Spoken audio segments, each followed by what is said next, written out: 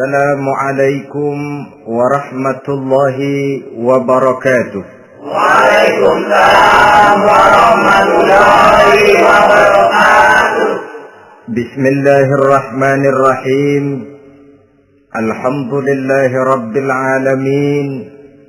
Wassalatu wassalamu ala ashrafil anbiya'i wal mursalin. Sayyidina wa maulana Muhammadin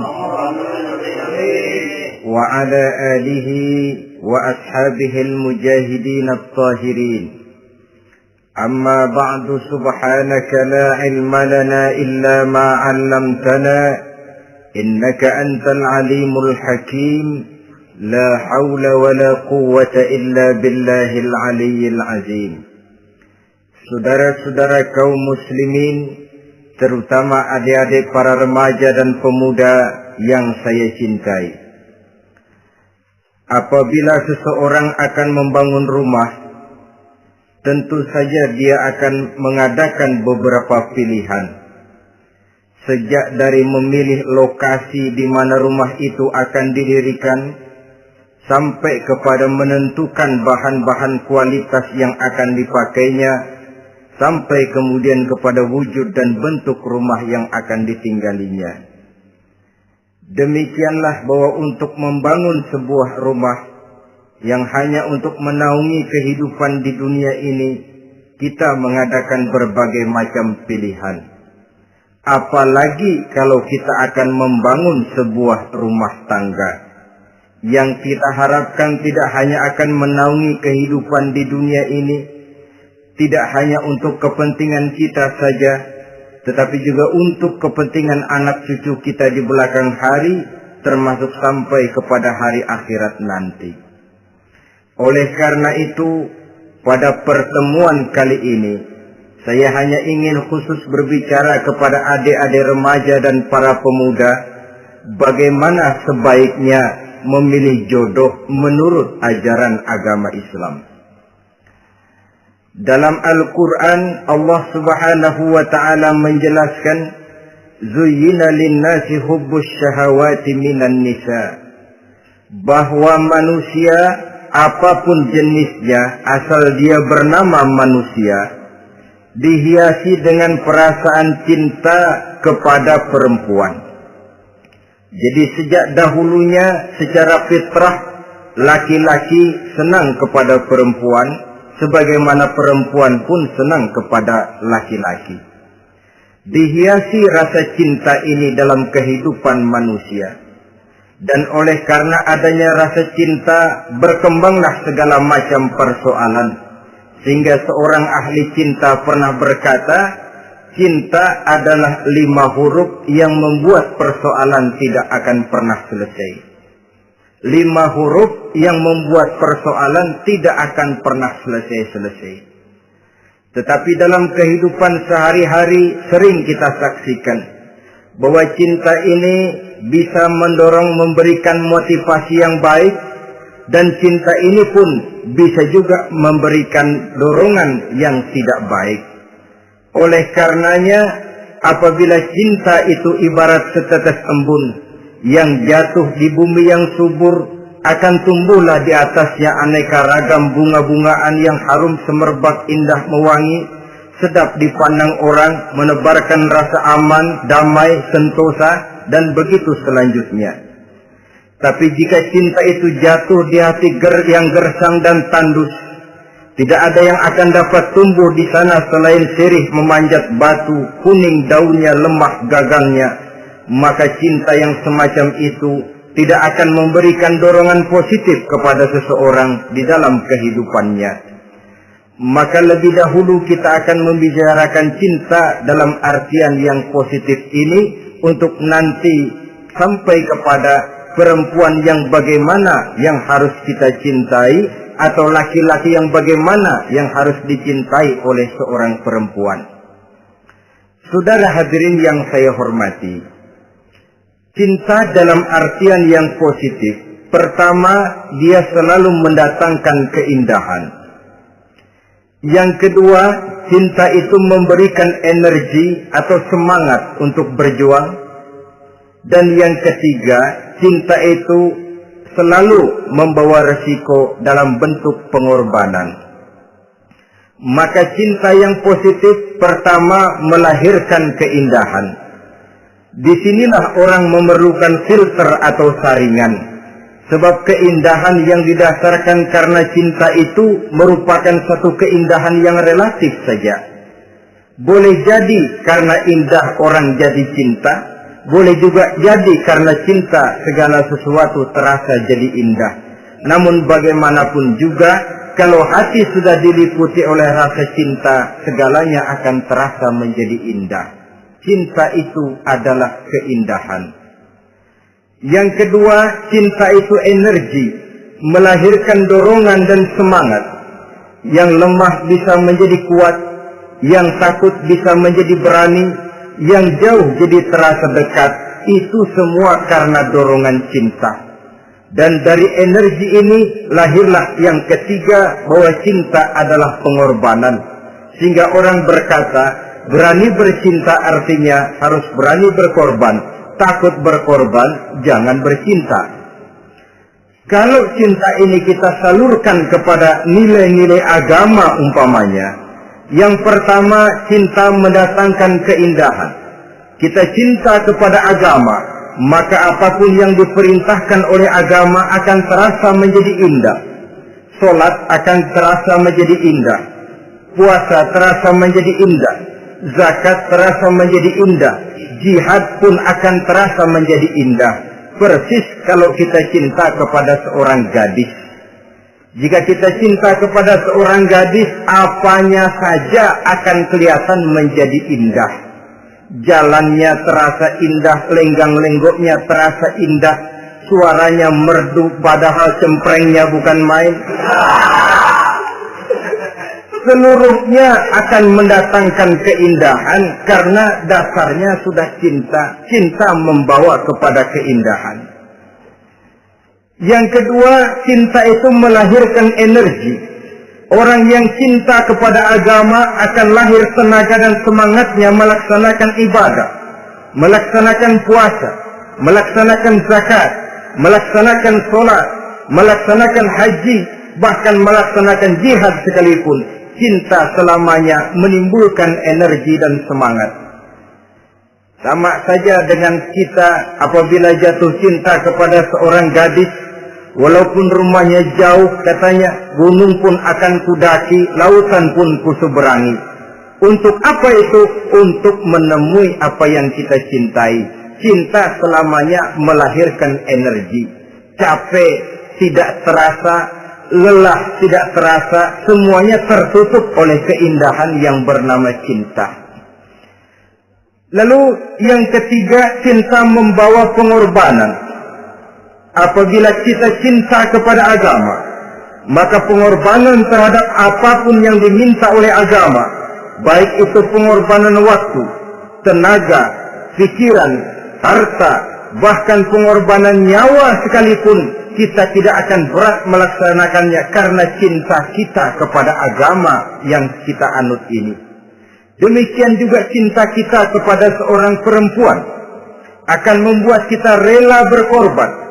Apapun yang dia minta, jangankan kita tidak mampu, jangankan kita mampu, kita tidak mampu sekalipun, kita masih berusaha untuk mampu guna memenuhi tuntutan si buah hati belahan jantung. Kadang-kadang malam minggu si doi ngajak nonton, umpamanya, duit tidak ada, gajian belum, kerja enggak. Timbullah inisiatif, entah sepatu kita jual ke tukang loa, entah celana mampir dulu ke tempat lain. Yang penting kita berkorban untuk memenuhi permintaan si buah hati belahan jantung. Ketika itu pengorbanan sudah tidak kita rasakan lagi. Bahkan pengorbanan yang paling pedih sekalipun, dalam gurau, dalam bercanda misalnya, dicubit kita oleh kekasih kita, pedih bukan main, terkelupas kulit, mengalir darah, bukan nangis, nyengir. Malah kadang-kadang minta tambah dicubit lagi. Itulah romantikanya cinta, sanggup membuat orang berkorban, melahirkan energi dan semangat, menambah keindahan dalam kehidupan, sepanjang dia dalam artian yang positif. Kalau demikian masalahnya, di dunia yang penuh dengan perbenturan nilai sekarang ini, orang sering salah jalan bagaimana memilih jodoh untuk membangun rumah tangga yang bahagia. Jangan lupa bahwa membangun rumah tangga ini bukan hanya untuk 1-2 bulan, bukan hanya untuk 1-2 tahun, bahkan bukan cuma untuk kehidupan dunia, lebih daripada itu pun untuk menunjang kebahagiaan di akhirat. Oleh karenanya, memilih jodoh bukan satu hal yang mudah, bukan satu hal yang bisa dilaksanakan sambil lalu, tetapi memerlukan penelitian, memerlukan pengamatan yang mendalam. Apa petunjuk agama tentang itu? Dengan kata lain, bagaimana seharusnya seseorang memilih jodoh dalam kehidupannya? Ini tentu saja sumbangan moral buat adik-adik remaja dan para pemuda yang lagi kebingungan memilih jodoh, atau barangkali buat bapak-bapak yang kepengen nambah lagi.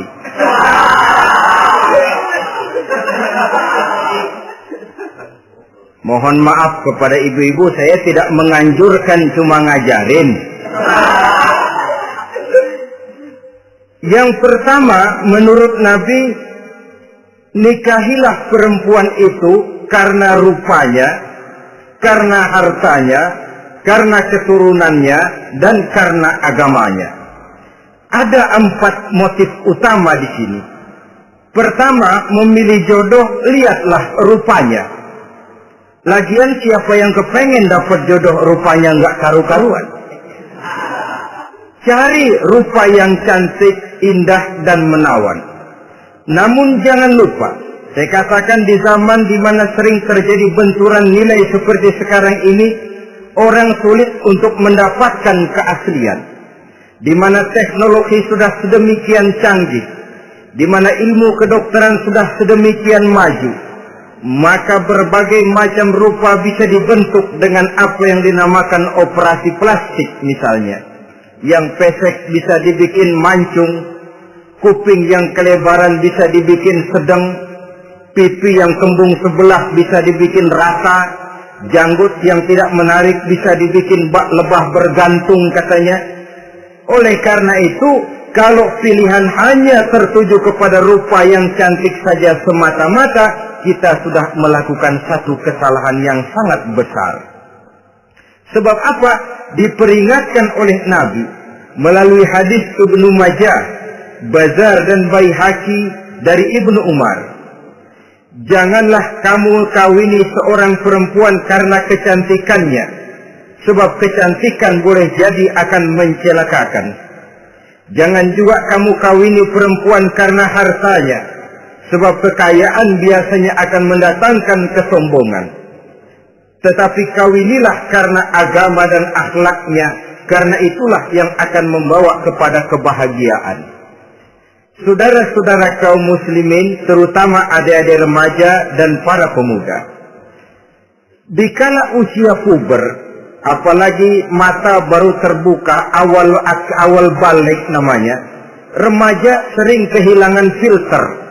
Pokoknya asal lihat rupa yang sudah lemot, denok, geboy,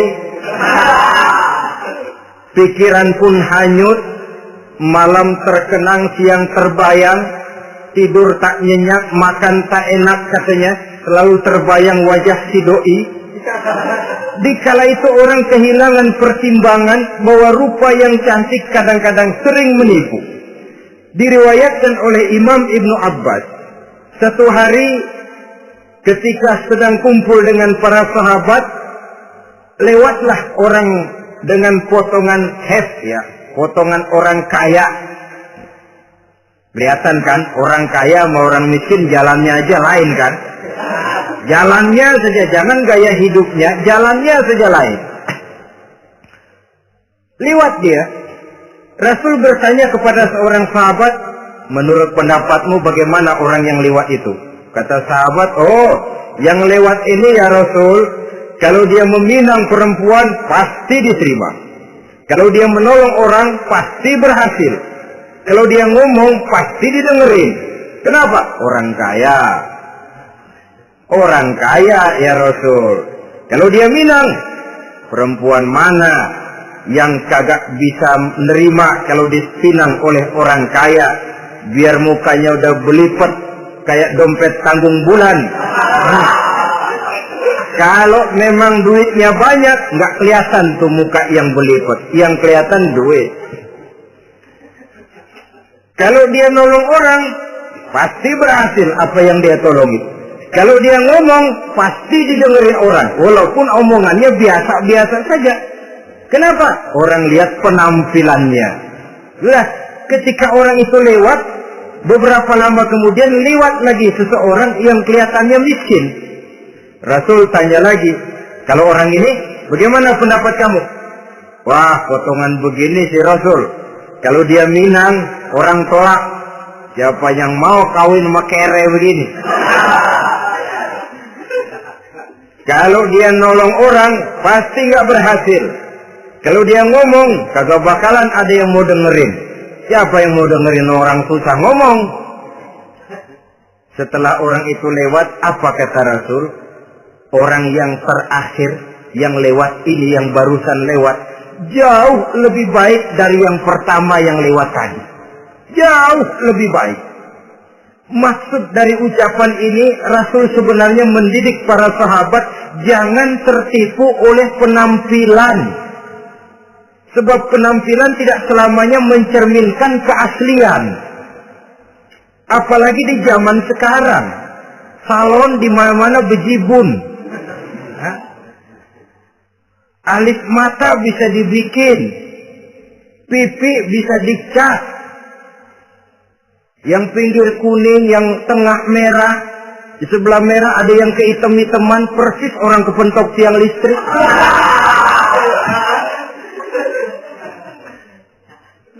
Kecantikan yang artifisial, kecantikan yang bukan alami.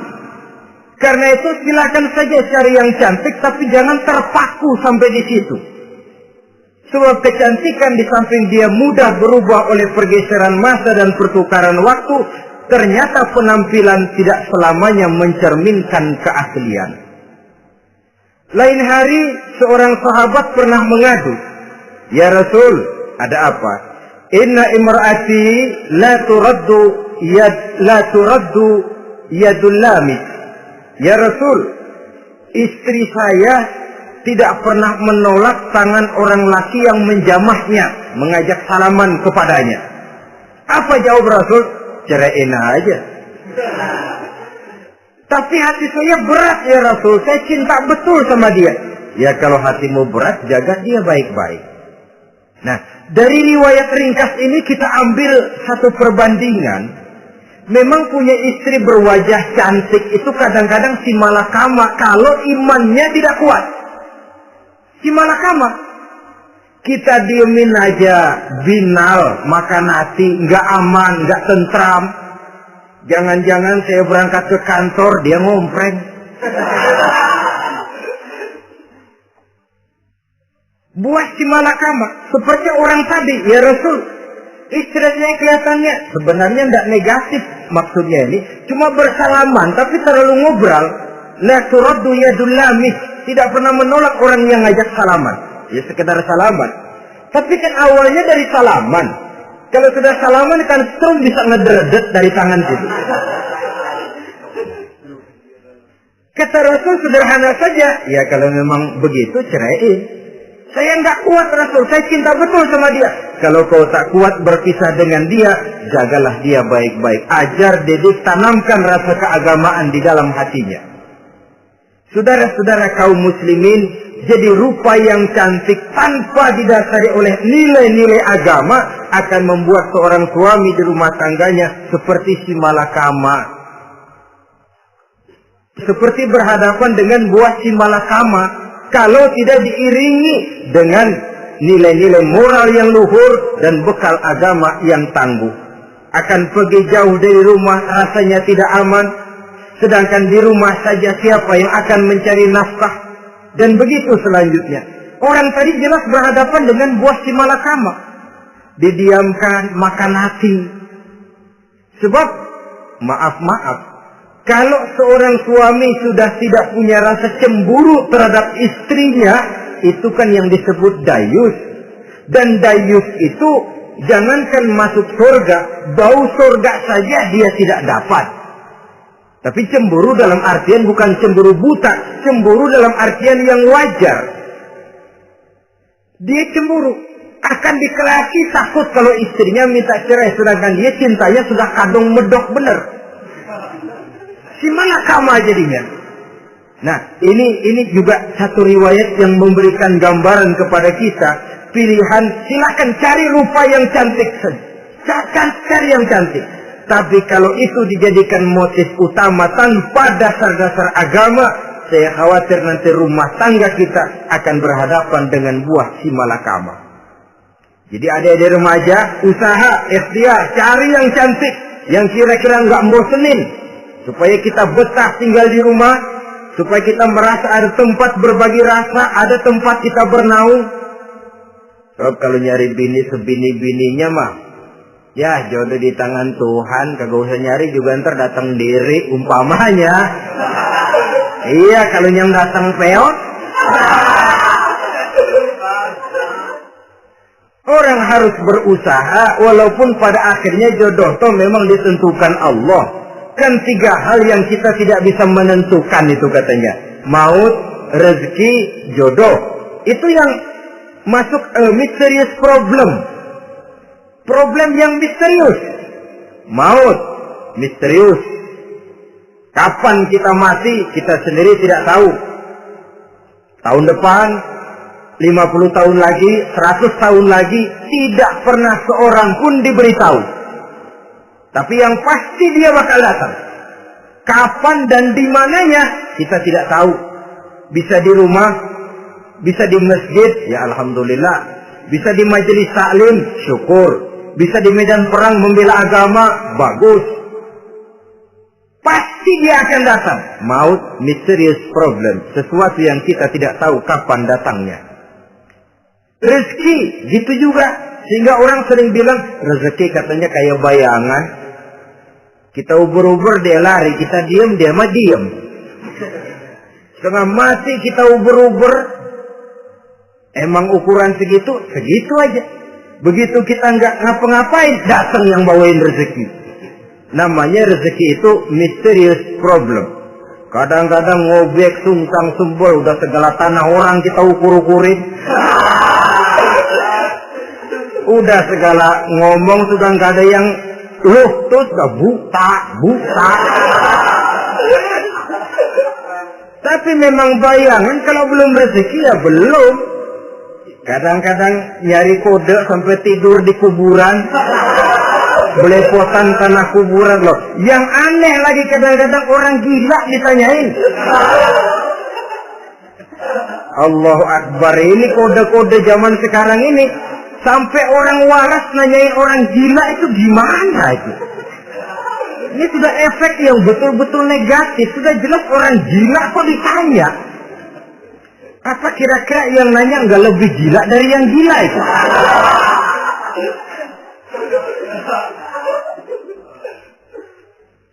Saudara-saudara kaum muslimin, terutama adik-adik remaja dan para pemuda, jadi silakan saja cari rupa yang cantik, karena dia akan jadi tautan hati, buah hati, belahan jantung, tempat kita berbagi rasa, tempat kita pulang dan tinggal di rumah tangga kita.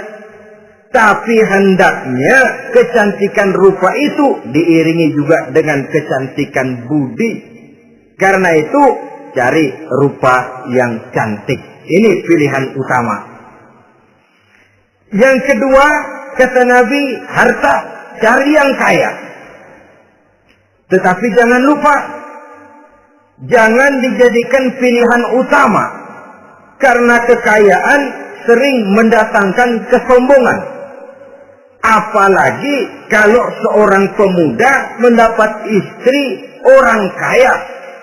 Hidupnya dimodali oleh istrinya. maka biasanya wibawanya sebagai seorang suami akan hilang. Akhirnya komando di tangan istri. Dikala itulah suami tidak lebih daripada prajurit yang taat kepada komando istrinya. Padahal menurut konsep Quran, ar-rijalu qawwamuna 'alan nisa. Laki-laki diciptakan sebagai pembimbing bagi perempuan. Kalau nanti suatu saat terjadi benturan, sedangkan modal diberikan oleh istri, terjadilah pengungkitan. Kata istrinya apa? Lu jangan bertingkah, lu kan kawin sama gue modal lu kolor doang.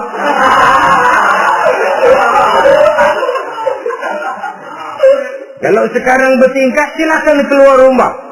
Bawa seperti engkau datang dulu. Jangan bawa apa-apa. Pergilah seperti engkau datang dulu kemari. Hilanglah wibawa seorang suami. Suami kalau udah digentak sama istri begitu, ngelempuruk kayak ayam sampar. Di mana lagi letak wibawanya? Harta sering mendatangkan kesombongan. Oleh karena itu, walaupun diperintahkan cari yang keturunan orang kaya, tapi maksudnya jangan dompleng. Sebab kepribadian seorang suami akan ditentukan oleh sifatnya sendiri. Keberadaannya ditentukan oleh karya dan perbuatannya sendiri. Itulah yang akan menampilkan kepribadian dia dalam kehidupan di masyarakat ini. Saudara-saudara kaum muslimin, terutama adik-adik remaja dan para pemuda. Kan kadang-kadang di zaman sekarang kan kelas-kelas gigolo, playboy ya, nyari tante-tante kesepian, mejeng-mejeng di pinggir-pinggir jalan dengan harapan apa? Ya barter lah, tukar tambah.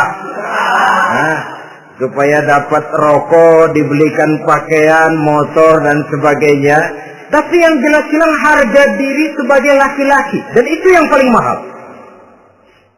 Kalau seorang laki-laki sudah kehilangan harga diri, apalagi yang bisa dibanggakan dalam kehidupan ini? Apa artinya naik mobil kalau kepala tertunduk ke bawah? Apa artinya jalan di tengah masyarakat kalau kita tidak bisa menengadah dengan satu kebanggaan? Hilangnya harga diri merupakan kehancuran awal dari sebuah pribadi yang untuk jangka panjang kita tidak akan bisa lagi berbuat banyak. Tanpa harta orang memang sulit untuk bahagia. Tapi harta semata-mata bukan merupakan jaminan bahwa orang lantas akan bahagia. Saya barangkali harus berkata, banyak orang miskin yang kaya. Tapi tidak sedikit orang kaya yang miskin. Saya ulangi ini. Banyak orang miskin yang kaya. Tetapi tidak sedikit orang kaya yang miskin. Nah, bagaimana pengertiannya? Orang miskin yang kaya, materinya sederhana, peralatan rumah tangganya sederhana, tapi hatinya kaya. Oleh karena hatinya kaya, jiwanya lapang. Sebaliknya, orang kaya yang miskin, di tengah kelimpahan materi yang berlimpah, segalanya serba ada, hatinya yang miskin. Kelimpahan materi tidak akan sanggup mengobati kemiskinan hatinya. Sehingga di tengah kehidupan yang serba ada, dia masih merasa kurang, maka dia tidak pernah cukup. Di tengah kemilauan dan gemerlapan serta glamornya rumah mewah, dia merasa hidup di tengah gurun pasir yang gersang dan tandus. Karena itu, biarlah miskin harta tapi kaya budi, daripada kaya harta tapi miskin budi. Lebih utama lagi, kaya harta, kaya budi. Itu idealnya. Dasar pilihan ketiga, sesudah rupa dan harta, menurut Nabi, keluarga.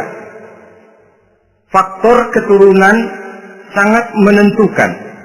Pepatah mengatakan, buah apel akan jatuh tidak terlalu jauh dari pohonnya. Biasanya, kalau bapak kalong, anak kampret. Bapak nyolong, anak nyopet. Itu fotokopi.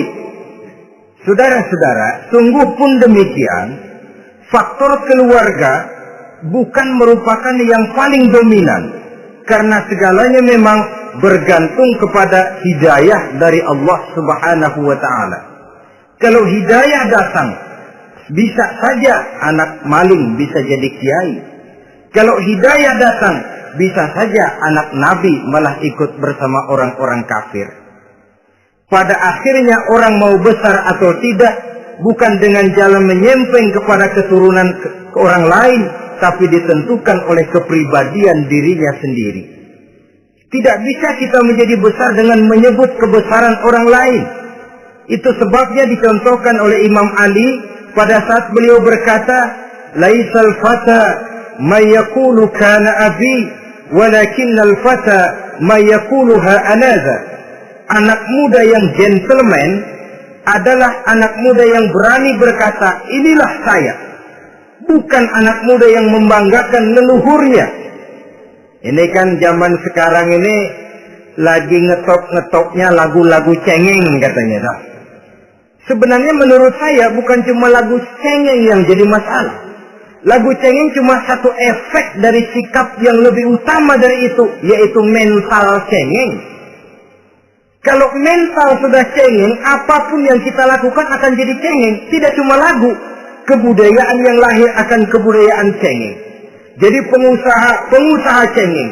Jadi pejabat cengeng. Jadi kiai cengeng. Kenapa? Mental cengeng.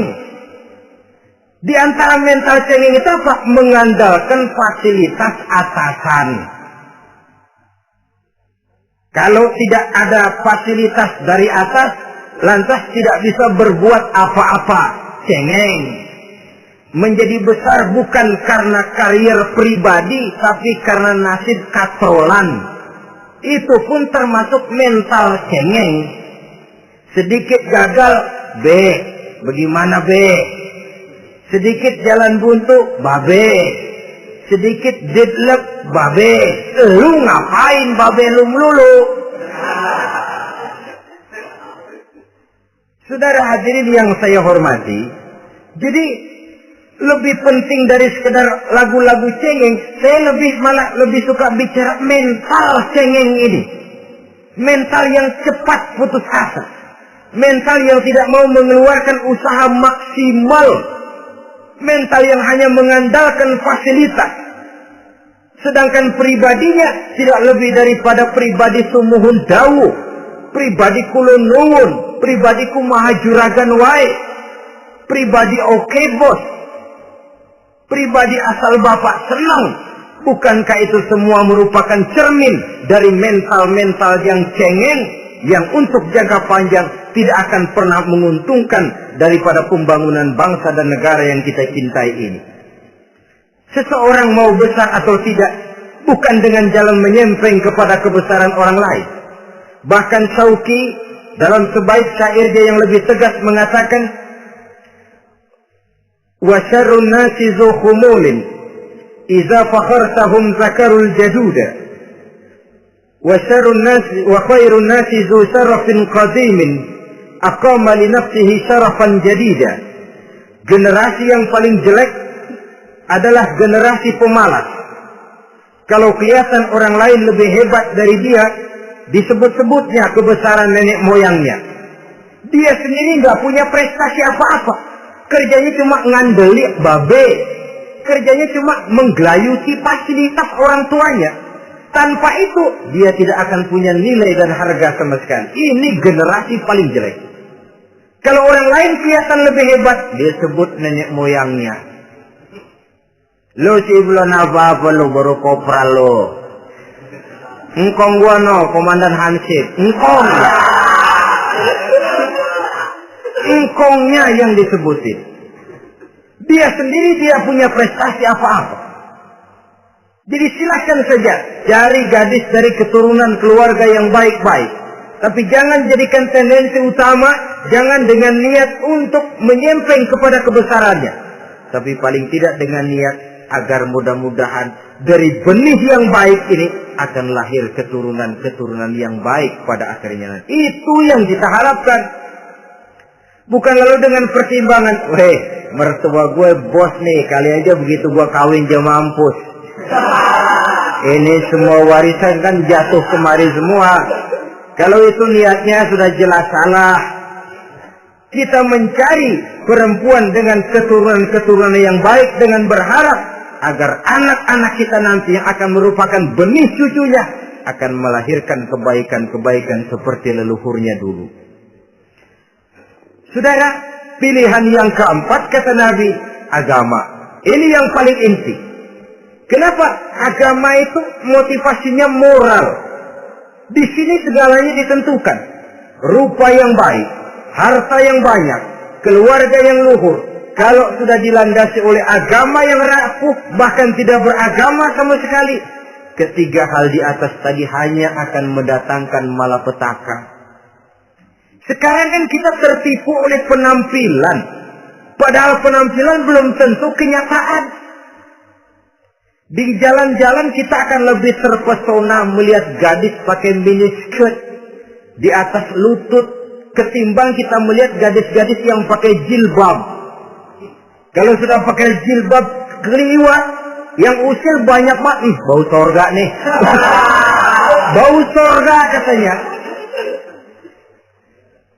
Tapi kalau sudah yang pakai miniskirt itu yang lewat, itu dari ujung ke ujung mata kagak mau kedip. Laler nempok di mata kagak dirasain. Kita terpesona oleh penampilan zahir, padahal penampilan belum tentu memantulkan hal yang sebenarnya. Tapi memang itulah watak manusia. Watak manusia, saya katakan manusia tanpa kecuali. Tetapi bergantung kepada pemikiran jangka pendek atau jangka panjang. Kalau jangka panjang yang kita pikirkan, ya tentu kita tidak akan mudah terpesona oleh hal yang zahir.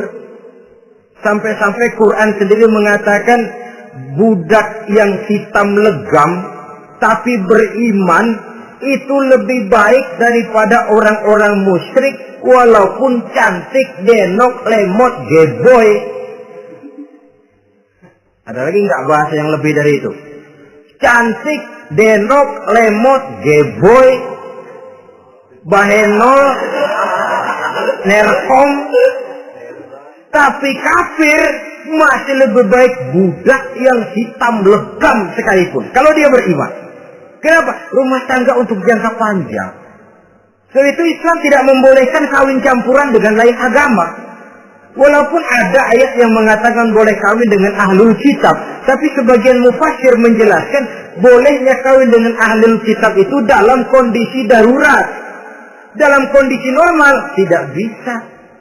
Kenapa? Kalau sudah berlainan agama, akan terjadi kerancuan rumah tangga untuk jangka panjang. Bagaimana membina dalam keharmonisan di rumah tangga? Bagaimana nasib anak-anak nanti? Kadang-kadang ada keluarga, kami sih keluarga modern. Anak-anak kami berikan kebebasan untuk milih agama apa saja. Bapaknya Islam, istrinya Kristen, anaknya ada yang Hindu, Buddha. Bagus nih, keluarga pecel namanya. Bagaimana keluarga modern bisa seperti itu? Padahal seorang suami bertanggung jawab di hadapan Allah. Dia akan ditanya tentang istrinya. Dia akan dimintakan pertanggungan jawab tentang anak-anaknya. Kalau istri kita berlainan agama, mungkin terjadi pengkaflingan. Pokoknya kalau anak perempuan ikut ibu, anak laki ikut bapak. Administrasi dunia bisa begitu. Tapi akhirat, pertanggungan jawab di hadapan Allah. Bisakah kita? Sorry aja Tuhan emang janjinya begini.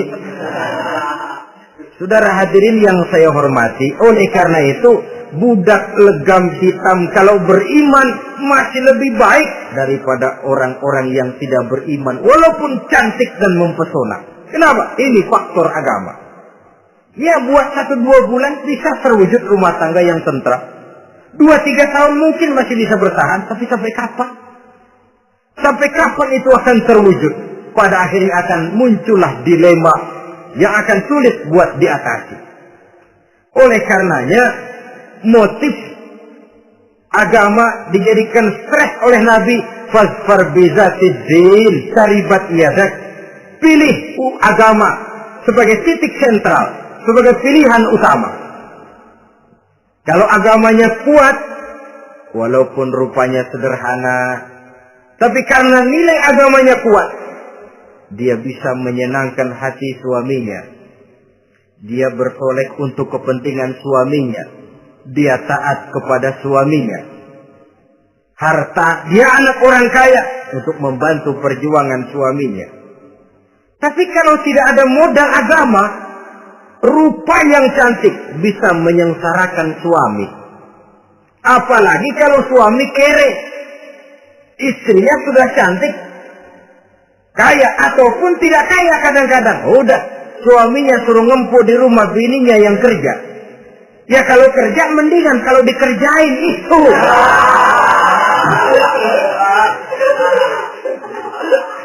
Itu yang repot. Saudara hadirin yang saya hormati, dan ini bukan satu dua kasus. Alangkah malangnya kalau sudah terkena hal seperti itu. Akhirnya seperti pengaduan sahabat kepada Rasul tadi. Mau diceraiin, cinta saya udah medok benar Rasul. Enggak diceraiin, hati saya ngebet, pegel. Si malakama akhirnya.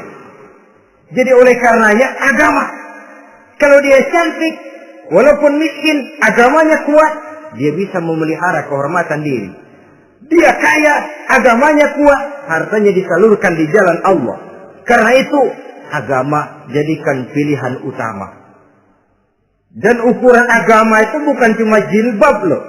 Ya kadang-kadang ada juga yang jilbabnya nggak pernah lepas, tapi kadang-kadang akhlaknya lebih binal dari yang keribu. Ada cuma sekedar kamuflase saja, itu pun penampilan. Sekedar penampilan saja. Cuma dari segi aurat ya memang lebih baik dan lebih utama. Dan saya kira lebih mengundang penasaran toh. Duren kalau udah dibuka kan kelihatan isinya. Udah begitu. Udah. Tapi kalau masih rapat, itu yang rasanya kita pengen buka. Timbul tantangan. Gue pengen tahu isinya. Rasanya juga begitu. Sama saja dengan baju. Kalau dibungkus rapat di plastik, ditaruh di etalase, adanya di toko mau serba ada. Tahu kita barang mahal nih. Biar punya duit, kita mau nawar ragu-ragu, takut nggak cukup. Tapi kalau barang sudah dibuka di jalanan, diobral di pinggir jalan murahan, 1.003 masih dicampur odol.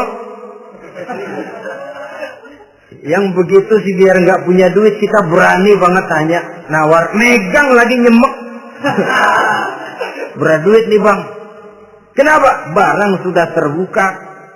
Jadi saudara-saudara, syukur kalau keempat-empatnya ini jodoh terkumpul dalam jodoh yang saudara cari. Sudah rupanya cantik, kaya, keturunan orang baik-baik, agamanya kuat. Nah, surga dunia tuh. Yang begitu cari. Kalau ada yang begitu, saya juga mau nambahin satu lagi.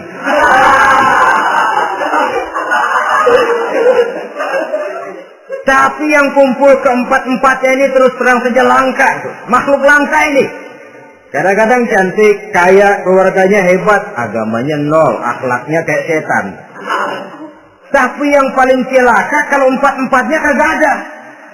Rupanya jelek, melarat, bapaknya biang maling, kagak beragama lagi. Apanya yang mau dipilih, mampus saja mendingan.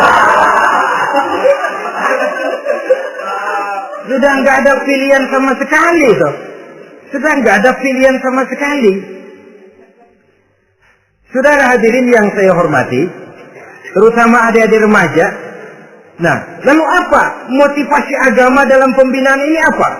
Agama ini kan memberikan contoh bahwa perempuan yang baik itu, yang kita ingin jadikan dia sebagai ideal dalam pencarian jodoh, tandanya 3. Iza ra'aitaha sarrafta, kata Nabi. Kalau dipandang, dia bisa menggembirakan kamu. Kan ini yang penting buat seorang suami. Kalau saudara nanti jadi suami, punya istri yang jadi partner setia mendampingi suaminya. Kalau dilihat nggak bosenin. Kenapa? Dia berdandan untuk nyenangin hati suaminya. Nggak bosenin.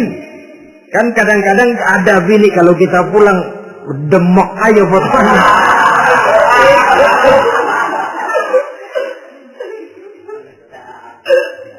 Ini yang bikin suami nggak betah di rumah ini kan yang begini. Adapun perempuan yang beragama, apabila dipandang oleh suaminya, dia pandai menyenangkan hati suaminya. Andai kata suaminya dalam kesulitan, dia tidak menambah beban kesulitan. Paling tidak dia bisa memberikan satu bantuan moral. Bantuan moral untuk mengurangi beban kesulitan daripada suaminya. Suami pulang dagang rugi, kata istrinya, romantika bang. Sekali-sekali lah, masa selamanya dagang mau untung. Besok siapa tahu untung lebih besar. Kan meringankan tak? Kadang-kadang enggak, suami pulang dagang dari pasar panas, rugi, sampai rumah bini pidato, pletar-pletor. Lu dagang rugi, emang lu laki goblok.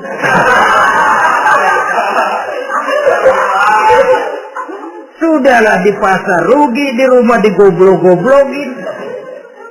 Ini nanti kena penyakit broken home yang begini ini.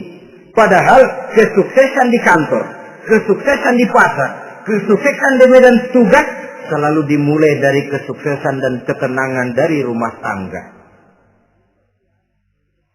Dia berhias untuk kepentingan suaminya, tidak terlalu berlebihan, dan suaminya pun pandai menghargai istrinya dengan kata-kata yang menimbulkan gairah dan semangat. Ada istrinya berkata, kamu makin cantik saja. Jangan juga kadang-kadang suami ketus. Ngelihat dasu pulang kantor, lihat suaminya, istrinya dandan rapi. Tumben lu mau bekasin apa? Mau bekasin katanya. Artinya apa ini? Pandai mengembirakan, bisa tenggang rasa, bisa berbagi rasa. Sehingga suami merasa ada tempat dia bertukar pikiran. Ada tempat dia membicarakan persoalan. Dialog dalam kehidupan berumah tangga itu sangat diperlukan. Iza ra'aitaha sarratka, kalau dipandang dia sanggup mengembirakan kamu. Dikasih uang 500 senyum, 5.000 pun ketawa. Menggembirakan. Dia bisa taruh kata hatinya kesel, tapi mulutnya senyum. Nah ini yang sulit ini. Senyum tapi kesel, kesel tapi senyum. Kadang-kadang istri itu kan kalau sudah kesel, suami pulang nggak bisa dia menyembunyikan kekesalannya. Dari jauh suami sudah lihat ini yang nyambut, ini bemo ini. Udah monyong, Saudara hadirin yang saya hormati, yang kedua, bila diperintah dia taat. Ini pengaruh agama. Sehingga Nabi mengatakan, "Lau amartu li ahadin ayyasjuda ila ghairiha, la amartul mar'ata litasjuda ila zawjiha likibari haqqihi 'alaiha."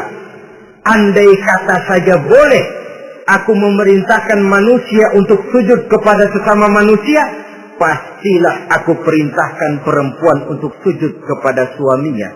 Kenapa? Karena besar hak suaminya kepada dirinya. Untung sujud kepada manusia tidak boleh. Andai kata boleh, perempuan disuruh sujud sama suaminya. Ini tidak perlu sampai sujud, cium tangan saja minta ridho suami. Kadang-kadang perempuan sekarang berat. Paling banter setahun sekali lebaran doang. Laki pulang sembahyang tubruk, cium tangan, minta redo, nangis, segala macam. 3 hari habis lebaran, beras habis, monyong aja lagi.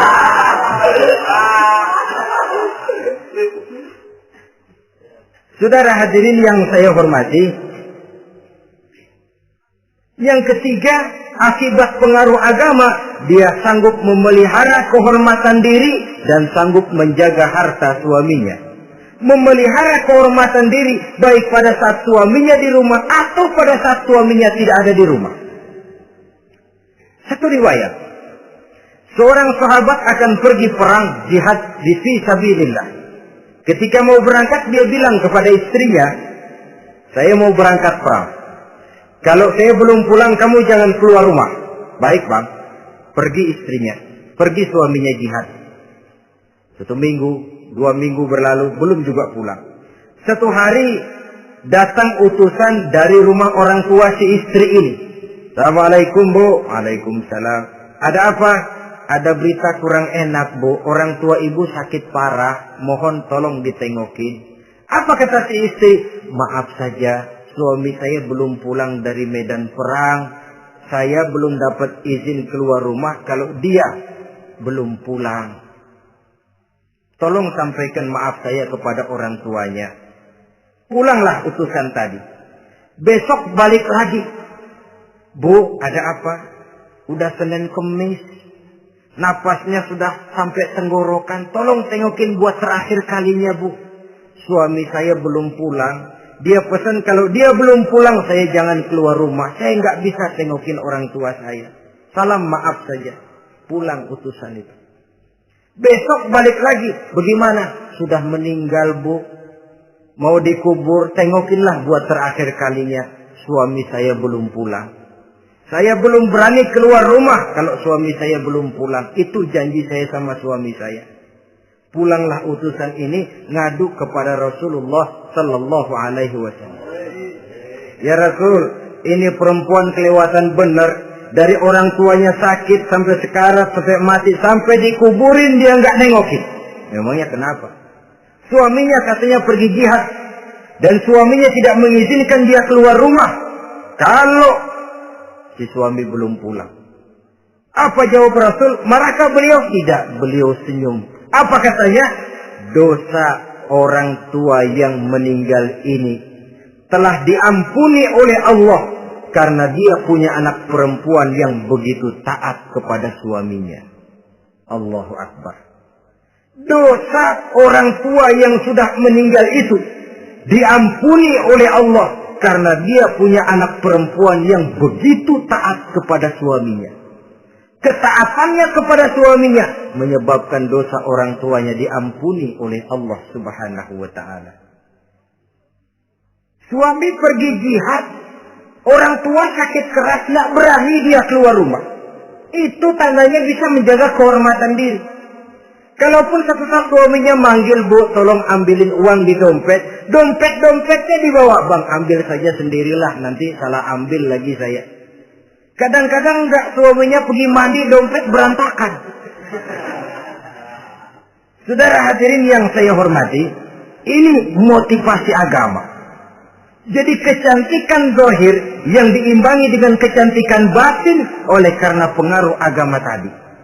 Kalau sudah kemari, orang tidak perlu mikir-mikir operasi plastik, bikin yang pesek jadi mancung supaya orang tertarik, bikin belakang yang kurus jadi menarik. Tidak. Orang tidak perlu lagi pakai susuk-susukan, dipasang di bibir supaya kalau senyum orang gempor, supaya kalau ngomong orang percaya, dipakai di kuping supaya macam-macam. Tidak perlu lagi pakai jampa-jampe, pelet-peletan supaya kalau diludahin orang ngikut. Nggak perlu lagi. Kenapa? Cinta itu nature, sesuatu yang alamiah, yang tidak bisa dipaksakan. Dia kudrati, karunia dari Allah. Tidak bisa cinta dipaksakan. Kalaupun bisa, dengan ilmu pelet, saudara bisa membuat orang jatuh cinta, ya 2-3 hari, 4-50 hari. Kesananya, apa yang akan terjadi? Kelanggengan tidak akan pernah terwujudkan. Kenapa? Keterpaksaan yang akan timbul. Dalam kondisi semacam itu, rumah tangga tidak akan mengalami ketenangan dan ketentraman. Jadi biarkan cinta berjalan secara alamiah, karena dia memang alamiah. Saudara-saudara, nah sekarang kalau sudah ketemu nih, yang 4 tadi, rupa cantik, keturunan boleh, kaya lumayan, agama kuat. Apa yang harus kita cari? Apa yang harus kita lakukan? Apa pakai pepatah anak sekarang? Aku lihat, aku pikat, aku dapat, aku sikat, aku minggat. Bangsat.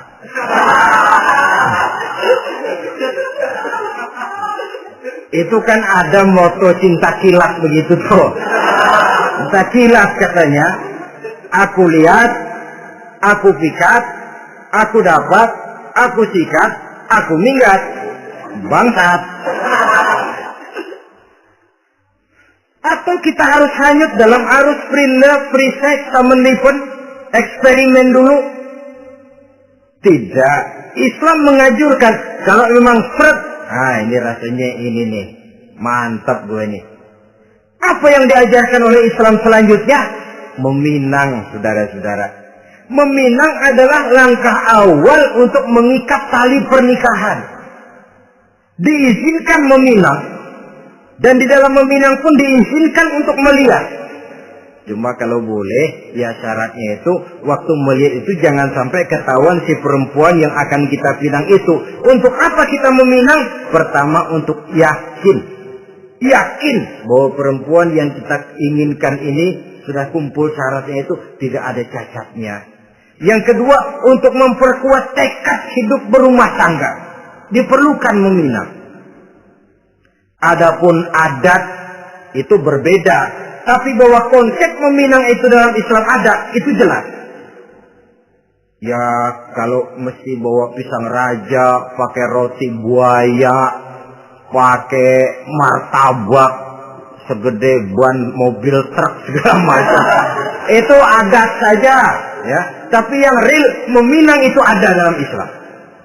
Nah, bagaimana adab meminang? Setelah kita tahu anak ini cantiknya ya, keturunan baik, ya kekayaannya lumayan, agamanya kuat, pinanglah dia. Caranya boleh lihat langsung. Lihat langsung kalau bisa tanpa setahu si perempuan. Dan batas yang boleh dilihat itu muka dan tangan. Itu saja. Jadi jangan berusaha. Minta permisi Pak, saya mau ngelihat anak Bapak seutuhnya. Soalnya buat saya ini nanti. Apanya aja dibedolin. Jangan. Kira-kira yang boleh itu muka sama tangan. Andai kata kita risih. Sebab nanti kalau nggak jadi akan jadi timbul rasa malu. Dan si perempuan juga kasihan. Boleh mengutus perempuan yang kita percaya. Coba kau ke sana. Lihat kondisinya yang sebenarnya bagaimana. Kalau ngelihat dari jauh sih utuh, siapa tahu nanti tangannya kurang sebelah. Coba lihat sana. Saudara-saudara, kemudian boleh juga ditanyakan kepada orang tuanya. Dan dalam hal ini orang tua si gadis tidak boleh menyembunyikan aib atau cacat yang dimiliki oleh anaknya. Dia harus menceritakan apa adanya. Sampai pun kekurangan anaknya yang paling kecil sekalipun. Sebab apa? Jangan sampai istilah pepatah beli kucing dalam karung. Kedengeran suaranya doang meong-meong, begitu dibuka tuh kucing gempor sebelah kakinya nggak ada. Kan tentu kita tidak kepengen kecewa di belakang hari. Itulah perlunya meminang sebagai jembatan untuk menuju kepada pernikahan. Nah, dengan demikian, kalau sudah usaha meminang ini dilaksanakan, jangan merasa sudah setengah resmi. Ini yang kadang-kadang jadi penyakit. Malah sesudah meminang, harus masing-masing lebih menjaga diri, menjaga kehormatan, menjaga pergaulan. Kenapa? Agar saat memasuki jenjang pernikahan nanti, merupakan jenjang yang sangat ditunggu-tunggu. Ada rasa keinginan tahu. Kalau tidak, ya udah biasa, nggak giroh lagi ngadepin perkawinan. Kenapa? Kemarin-kemarin gue udah cobain. Hilang gairah lagi. Sebab itu kalau sudah meminang, jangan merasa sudah setengah halal. Udah minang ini Kadang-kadang orang tua juga konyol. Sudah dipinang, diumbar. Gua kemana kayaknya udah pinang. Padahal meminang itu cuma langkah awal. Sedangkan selanjutnya harus lebih berusaha menjaga kehormatan diri sampai pada saat nanti pelaksanaan pernikahan. Nah, saudara-saudara, terutama adik-adik remaja dan para pemuda, walaupun agak sekilas memang karena terbatasnya waktu pada pertemuan ini, mudah-mudahan bisa memberikan gambaran yang sepintas tentang bagaimana sebaiknya kita memilih jodoh di dalam membina rumah tangga yang bahagia. Semoga ada manfaatnya. Terima kasih atas segala perhatian. Mohon maaf atas segala kekurangan. Usikum wa nafsi bitaqwallah. Wassalamualaikum warahmatullahi wabarakatuh. Waalaikumsalam warahmatullahi wabarakatuh.